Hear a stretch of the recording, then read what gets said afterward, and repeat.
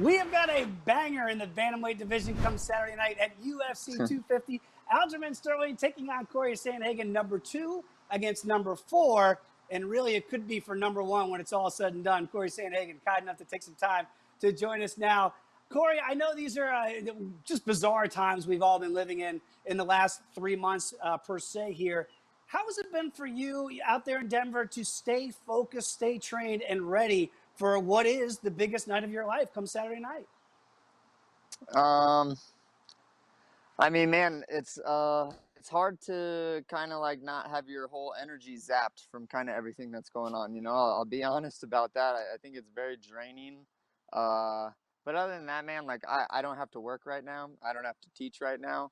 I don't have any guys that I'm coaching right now, which is probably half the amount of time that I spend at the gym anyway. So, I mean, it's a lot quieter, now that the weather's nice and we're in quarantine with like some nice weather instead of it being snowy and we just kind of working out in the basement. That's awesome, Cory. And again, when you do a little deep dive on you, obviously you mentioned it, you do teach MMA as well, and you also work at a trauma center for children. I mean, you talk about giving back. What is that like when you coach and then you go in and work at that trauma center for kids? I mean, that's not normally the MMA resume. Yeah, I mean, so I like to give that place, it's called Mount St. Vincent's, as much credit as I kind of can, because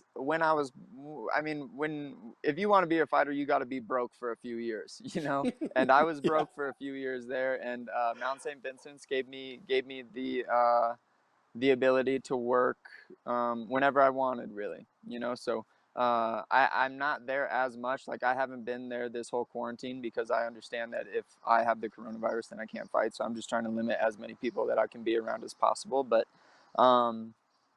that kind of just gives me a little bit more of a sense of purpose, man. I'm a big guy on, like, I don't like to just kind of casually mosey through life. Like, I like to do things with a lot of purpose, and if it's not like making things better, then I don't really see a point in doing it too much. So yeah, the trauma center is really close to my heart. I'm only there about once a week for about half a day, so I almost get a little bit uncomfortable when I say that I still work there, although I do still do that because I don't want it to not be a part of my life. I want it to kind of keep me humble. I want it to keep me grounded, and I want it to keep me working hard, because all of this can be taken away. Fighting can be taken away really quickly, and I don't want to lose that hard working spirit that I know that I have.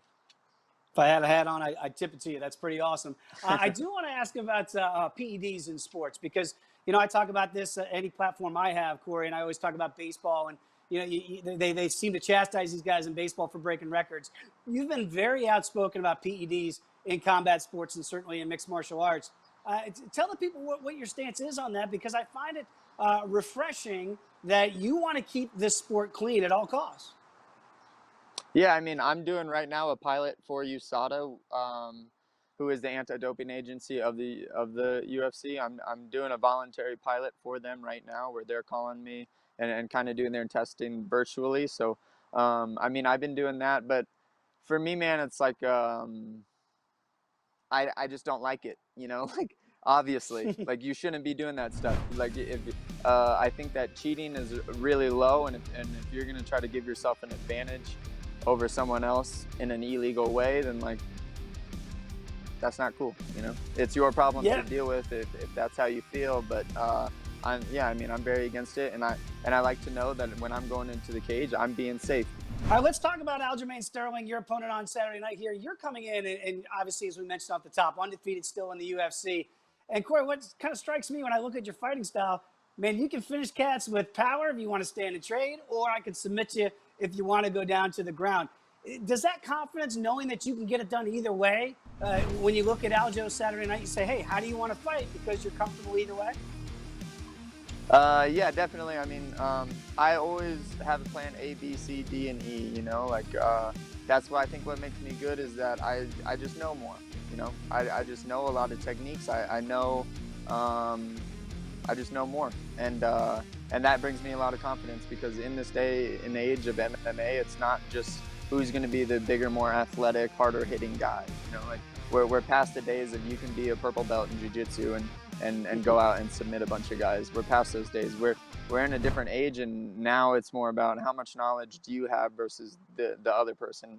obviously you have to have other aspects to you as well. But I would argue that one of my bigger bringers of confidence is that I have a lot of knowledge about the sport. I know a lot about fighting, and I mean, yeah, that makes me feel comfortable, and that makes me be able to fight as free as I can because I don't have to necessarily worry about being taken down or missing a punch or whatever it may be.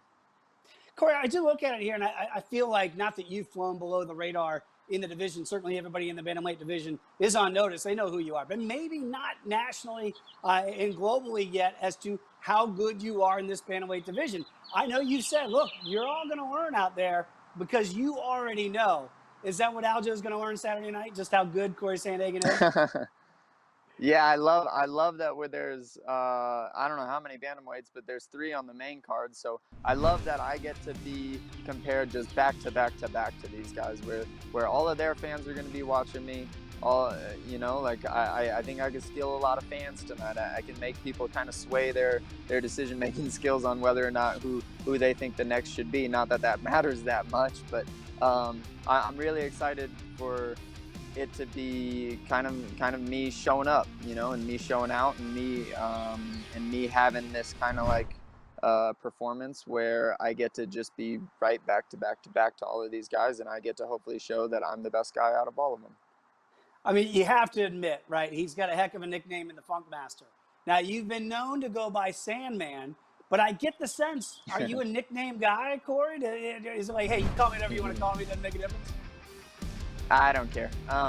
It doesn't make a difference to me. Sandman is something that people have been kind of calling me at the gym for a really long time just because of my last name, and I was like, nah, I'm not a nickname guy, dude. Like, but as I was kind of coming up, I don't know when it was when I kind of adopted that name. I suppose more so for a marketing standpoint, but people didn't know how to pronounce my last name, and I just recently watched an interview where Henry Cejudo called me Cody. So like I gotta do something about that, Cory Sandhagen does not roll off the tongue.